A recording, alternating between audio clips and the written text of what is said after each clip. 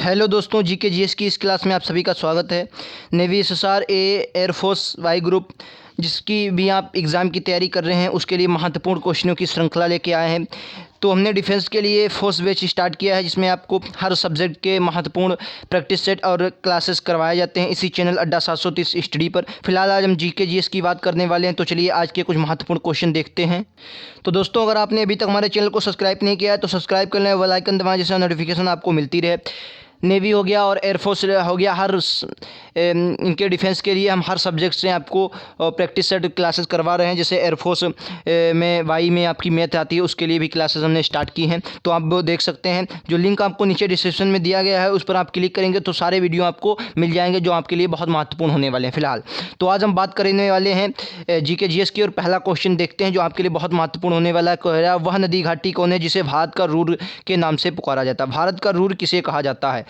फिलहाल भारत का रूर के मतलब क्या है? इसका right answer option number B हो जाएगा। दामोदर नदी को भारत का रूर कहा जाता है। क्यों कहा जाता है? क्योंकि यहाँ से खनिज उत्पादन होता है, बहुत अच्छी मात्रा में यहाँ खनिज उत्पादन होता है, तो इसीलिए दामोदर नदी घाटी को भारत का रूर के नाम से पुकारा जाता है। अच्छा, दामोदर नदी ये है कौन सी? ये हुगली की सहायक नदी है। दामोदर नदी की अगर हम बात कर लें तो हुगली की सहायक नदी है, और इसे ये बंगाल के पास से जाती है और बंगाल का शोक भी कहा जाता है दामोदर नदी को। क्लियर। अगला क्वेश्चन, ये भारत में किस राज्य क्वेश्चन करा है, भारत के में किस राज्य को भारत का खाद्यान्न भंडार के रूप में जाना जाता है? क्वेश्चन क्या करा है? खाद्यान्न भंडार के रूप में जाना जाता है। तो इसका राइट आंसर क्या हो जाएगा? ऑप्शन नंबर बी, यानी खाद्यान्न भंडार की अगर बात करेगा तो Punjab. Option number B is correct answer. सभी क्वेश्चन आपके लिए महत्वपूर्ण है। आपने अगर इससे पहले कोई भी एग्जाम दिया होगा डिफेंस से रिलेटेड, जैसे नेवी एसएसआर ए हो गया या एयरफोर्स वाई ग्रुप हो गया, तो उसमें आपको जीके जीएस के ऐसे ही क्वेश्चन देखने को मिलेंगे, तो आपके लिए ये क्वेश्चन बहुत इंपॉर्टेंट हो जाते हैं। अगला क्वेश्चन कह रहा है शांत घाटी कहाँ स्थित है? शांत घाटी कहाँ स्थित है?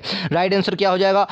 चार ऑप्शन आपको दिए गए, राइट आंसर क्या हो जाएगा? ऑप्शन नंबर सी, यानी कि केरल में। केरल में शांत घाटी स्थित है जिसे साइलेंट वैली कहा जाता है। शांत घाटी इंग्लिश में इसे साइलेंट वैली कहते हैं, और कहाँ स्थित है? केरल में स्थित है, आपको याद रखना है। क्लियर है। चलिए अगला क्वेश्चन ये रहा आपका, मदुरै कहाँ स्थित है? ये प्राचीन जो आप प्राचीन भारत पढ़ेंगे उसमें आपका मदुरै एक बहुत प्रसिद्ध स्थल के रूप में आता है। यहाँ काफ़ी मंदिर आपको महत्वपूर्ण मंदिर देखने को मिलेंगे। फिलहाल मदुरै जो है ये आपका तमिलनाडु में है, इसलिए मदुरै प्रसिद्ध हो जाता है क्योंकि प्राचीन काल का एक महत्वपूर्ण स्थल है, तो तमिलनाडु में आपका पड़ता है। क्लियर है।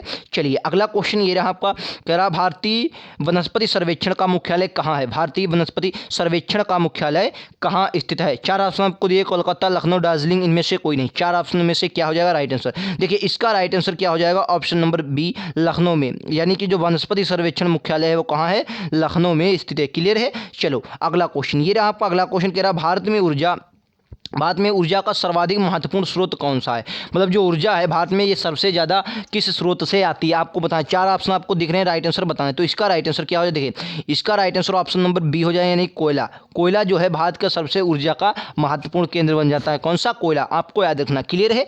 चलो भाई साहब अगला क्वेश्चन ये रहा आपका। अगला क्वेश्चन कह रहा है राष्ट्रीय विज्ञान दिवस कब मनाया जाता है? राष्ट्रीय विज्ञान दिवस कब मनाया जाता है? इसका राइट आंसर क्या हो जाएगा? देखिए राष्ट्रीय विज्ञान दिवस, चलिए इसका राइट आंसर क्या हो जाएगा? राइट आंसर हो जाएगा ऑप्शन नंबर बी, 28 फरवरी को क्या बनाया जाता है? राष्ट्रीय विज्ञान दिवस। अभी हाल ही में 5 जून को क्या बनाया गया था?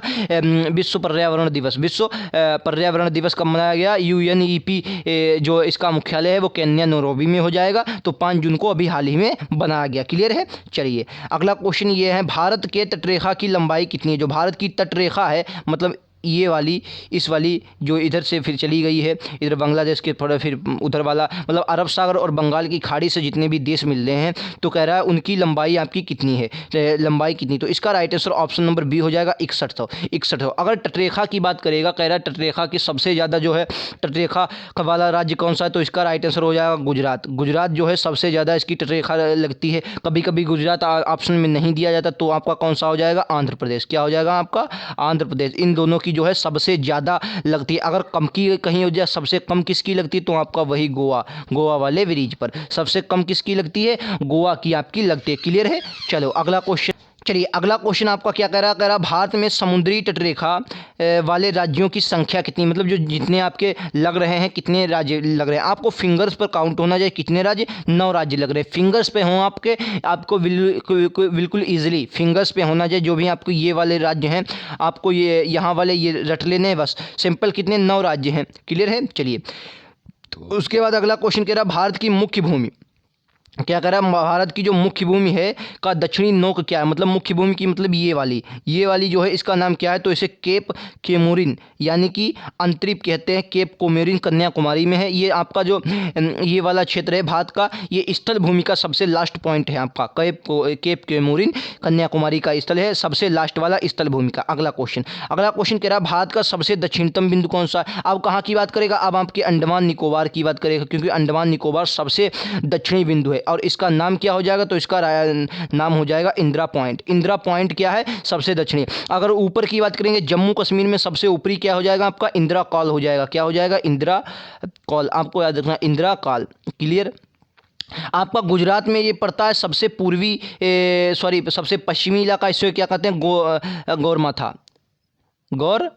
क्लियर है, गौरमाथा। इसे गोमुख भी कई कहते हैं। और ये आपका जो सबसे पूर्वांचल वाला पूर्व में जहाँ अरुणाचल प्रदेश में, इसे क्या कहते हैं, किबुथु। क्या कहते हैं आपका, किबुथु। क्लियर है। चलिए ये आपको याद होने चाहिए, किबुथु कहते हैं। ऐसे क्वेश्चन आपको बूझ लिया जाता है। केप केमोरिन ये क्या है, ये आपका सबसे नीचे वाला स्थल का है। क्लियर है सबको। चलिए अगला क्वेश्चन देख ले। ये रहा आपका अगला क्वेश्चन, कह रहा भारत और चीन के बीच कौन सी रेखा का निर्धारण किया गया, कौन सी सीमा रेखा का निर्धारण किया गया है। देखिए भारत हो गया, चीन हो गया, बांग्लादेश हो गया, पाकिस्तान हो गया, अफगानिस्तान हो गया और म्यांमार हो गया। जितने भी आपके 7 स्थलीय वाले देश हैं, बचपन में MBA किया, जितने भी 7 स्थलीय वाले देश हैं, सातों का हमने विस्तार से वर्णन इसी YouTube चैनल पर किया। और जो नीचे आपको लिंक दिया गया, प्लेलिस्ट दी गई, उसको आप जब उस पर क्लिक करेंगे तो जितने भी 7 आपके राज्य हैं, ये सभी आपको देश हैं, इनसे कौन कौन सा राज्य मिलता है, कितनी सीमा मिलती है, कौन सी लाइन है, सभी महत्वपूर्ण कर दिया। और ये क्वेश्चन आपके एग्जाम में पूछे जाते हैं। भारत के पड़ोसी देश, साफ साफ आपके सिलेबस में लिखा है भारत के पड़ोसी देश, वो बूझेगा ही बूझेगा। और रक्षा युद्ध अभ्यास मैंने सभी करवाए हैं। आप जब इसी चैनल पर जाएंगे तो आपको सभी मिल जाएंगे। फिलहाल इसका राइट आंसर क्या हो जाएगा, इसका right answer option number C हो जाएगा, मैकमोहन रेखा। मैकमोहन रेखा ये भारत और चीन के है। रेड क्लिफ रेखा की अगर बात करेंगे तो इंडिया और किसके मध्य, पाकिस्तान के मध्य। और अगर डूरंट रेखा की बात करेंगे तो इंडिया और अफगानिस्तान के मध्य। क्लियर है, अब इंडिया और अफगानिस्तान के मध्य है। क्लियर है, ये तीनों रेखाएं आपको याद रखना। तो फिलहाल आज के यही क्वेश्चन थे। 10 क्वेश्चन में डेली लेके आता हूँ आपके GK GS से, और 15 क्वेश्चन फिजिक्स से होते हैं। क्वेश्चन 10 इसलिए होते हैं फिर GK GS के, क्योंकि एयरफोर्स बाई ग्रुप में 10 ही क्वेश्चन आते हैं और SSR और A में कुछ ज़्यादा आते हैं, लेकिन क्वेश्चन 10 इसलिए होते हैं क्योंकि आपको ईजिली याद हो जा सके। कम क्वेश्चन, अगर ये वीडियो आप 1 से 2 बार देख लेंगे तो आपको वीडियो में ही सारे क्वेश्चन याद हो जाएंगे। और ये आपके लिए बहुत इंपॉर्टेंट बात है कि वीडियो में ही सारे क्वेश्चन आपको याद हो जाएँ और कम समय में याद हों। तो आज के लिए इतना ही रखते हैं। वीडियो अच्छा लगा तो लाइक शेयर करना ना भूलें और चैनल को सब्सक्राइब जरूर करें। और जो लिंक आपको नीचे दिया गया उस पर क्लिक करेंगे, सारे वीडियो मिल जाएंगे। तो आज के लिए इतना ही। Thank you.